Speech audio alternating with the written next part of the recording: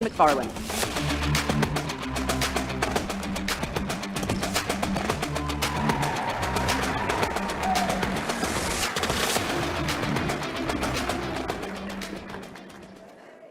I want to tell you a story of my life, and it's not one that gives me any joy to tell, but I think it's important to tell. I want to talk about my story in the Trump administration, and it doesn't give me any pleasure or joy because it's very painful, but I think it's important to tell. I was Donald Trump's first deputy national security advisor. I supported President Trump because I knew he was right. He was right on China, he was right on Iran, he was right on the Middle East, he was right on the Iraq War, he was right on the economy. And so I supported him and I joined his administration proudly. But after 5 months, I was relieved of my job because my boss, General Flynn, was fired. And I went back to my home in Long Island. And I got a cell phone call, and I couldn't quite hear it because the reception on Long Island isn't very good. And all I heard was FBI. And I said, well, I can't really hear you. And they said, well, that's all right, we're at your door. Knock, knock, knock. We're from the Mueller investigation. We want to ask you a few questions. And I said, wait, do I need a lawyer? I mean, I wasn't on the campaign. I don't even deal with the Russians. No, we can't tell you not to get a lawyer, but really, we just want to ask you a couple of questions. You're fine. And so I said, look, I don't have my files. I don't have my records. I don't have my daily telephone log. Don't worry about it. We just want you to remember as best you can. So I prefaced every question by saying, I'm not sure I'm right about this, or I might get a couple of the dates wrong. Don't worry about it. Well, after about 8 hours of this, we ended up, I said goodbye. Am I ever going to hear from you again? And they said, no, probably not. We might come back to you and ask a few follow-up questions. Sure enough, a month later, they were back. Follow-up questions. Well, this time they had some text messages and emails. When I would ask, well, can I see the paragraph before that in the email? Well, no, that's not how this works. How about giving me a copy of what you've got? I don't have any access. I was a Girl Scout. I turned in all my files when I left government. That's not how this works. Well, after about, I'd say 30 hours of this and several meetings later, I finally did get a lawyer, the best lawyer in the country. And what happened was I came to realize they were after me for something I didn't do. And they knew I hadn't committed any crimes, but what they tried to do was trick me. You know, like they had the answer code. What about this phone call? What did you say on this phone call? And if I got it wrong, if I said, well, that was one I had Thursday morning instead of Wednesday night, oh, you're lying, that's perjury. This is what I call a perjury trial. And then they expect you to plead guilty to perjury. After I said I wouldn't plead guilty to perjury, well, then they tried to get me to implicate somebody else, President Trump. They wanted me to not only plead guilty to crimes I didn't commit, but accuse President Trump of crimes he did not commit. Now, they were never foolish enough to put this in writing or say this, but that was the implication. At one point, after subpoena after subpoena, after hour of what seemed like the Star Chamber, I say to myself, crying alone in the bathroom, saying, hey, this can't be happening in America. They don't even accuse me of a crime. I don't know what I'm supposed to be committing. I mean, what is this all about? Don't I have an amendment right here? And I turned to my husband and I said, honey, this is going to go on forever. They're going to bankrupt us. I have to pay my legal fees. And my husband, my wonderful husband of 36 years, was sitting right there, Alan McFarland. He said, honey, your integrity is worth a lot more than anything. It's worth more than your job or your career.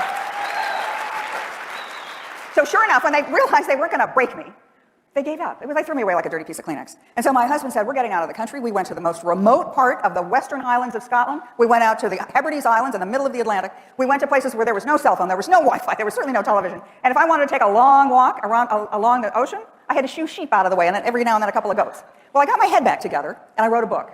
And by the way, it's a great book. Even Amazon says it's a modern-day classic, so get it. But what I did was reflect on America. What was happening to me? I mean, I was collateral damage. They didn't care about me. They cared about President Trump and stopping President Trump. And what I realized was that we were in the middle of a revolution, a people's revolution. So I went back and read all about American history. We were supposed to have revolution. Our founding fathers understood the nature of government is always to get bigger. It is always to grab more of your rights. And that's why they gave us the right to a political revolution. And that's what happened in 2016. It's the people of America who said, you guys aren't getting the job done. We want a new president, and we want to go in a different direction. And America's done this. We've had these revolutions every 40 years. They've always been led by unexpected leaders, Abraham Lincoln. We've had, the Civil War. That changed America. Teddy Roosevelt, he was a vice president. He was going nowhere. He led a revolution. Ronald Reagan, an actor, he led a revolution. And I realized that the American Revolution that Donald Trump launched was only half full, half finished. We're not done yet. And so I came back to the United States, book in hand, my head back on, and I went back on the air, and I started talking about all the achievements of the Trump administration. And I realized that even after the 2020 election, put aside what happened at the top of the ticket, look what happened all across the country. Republicans, conservatives won. They won on those principles of low taxes, of deregulation, of energy independence, of no foreign wars we can't win, of standing up to China. What it showed me, the American people aren't nuts. The American people don't want to defund the police. The American people don't want to tear down the statues of George Washington. The American people believe in our culture. They believe in our history. But our job is not done. I look at the Biden administration, and I'm old enough to remember. Jimmy Carter, anybody remember Jimmy Carter? Okay, well, Joe Biden, he's Jimmy Carter 2.0. He is going to raise taxes. He's going to regulate everything. Energy prices are going to go through the roof. How do you like $6 a gallon of gas? Oh, that's going to look like a bargain by the time he's done. He's going to not stand up to China, and we're going to be just where we were at the end of the Carter administration, where he couldn't even rescue Americans, so we're held hostage in Iran. Anyway, I think that Donald Trump is not finished with this revolution. And so I called him last night.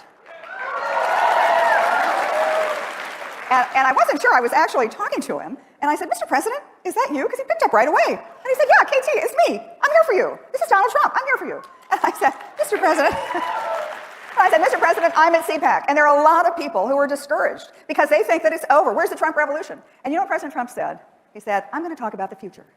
I'm going to talk about how we win in 2022, how we take the White House back in 2024. And so I hung up the phone and I thought, gosh, he gets it. The revolution is not done. We are the deplorable people in the middle, the smarty pants guys in Washington who aren't all that smart, who are going to now be shown exactly what they should have been shown in 2020, that they can't keep us down. Our founding fathers gave us the right to a political revolution, and we are seizing that moment.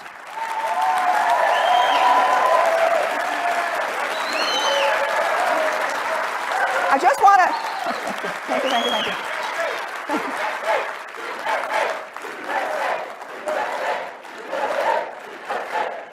I want to finish with telling you an old ballad I came across. You know, in the Western Highlands of Scotland and the Hebrides Islands, there's nothing to do but read. And so I came across an old book, and it had a ballad in it, and it kept me going. It's really something that inspires me to this day, and I hope it inspires you.